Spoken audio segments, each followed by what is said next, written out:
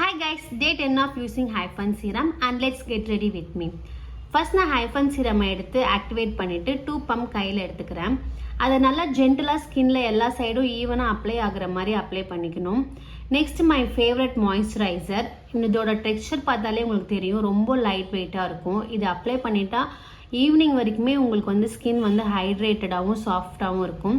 And of course my sunscreen.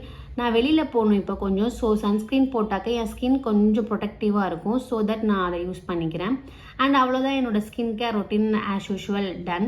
இப்போ makeup start பண்ணலாம். நான் ரொம்ப மினிமலான மேக்கப் தான் இப்போ போட போகிறேன். ஃபர்ஸ்ட் நான் இந்த ஸ்டோப் க்ரீம் அப்ளை பண்ணிக்கிறேன். லிட்டில் பிட் தான், ஸோ தட் என்னோடய ஸ்கின்னை கொஞ்சம் பிங்காக க்ளோ ஆகும்.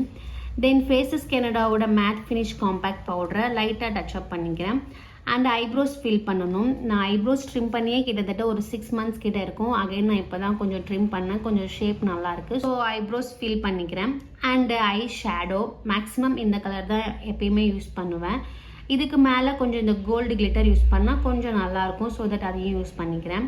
நெக்ஸ்ட்டு காஜல். இப்போலாம் நான் ஐலைனர்லாம் யூஸ் பண்ணுறதே கிடையாது சுத்தமாக.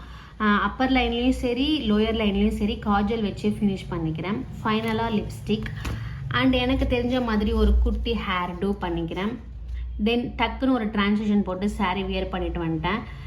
சாரீ கட்டினாலே இந்த பெரிய பொட்டு வச்சாதாங்க அழகு. ஸோ அந்த பெரிய பொட்டு நானும் வச்சுட்டேன்.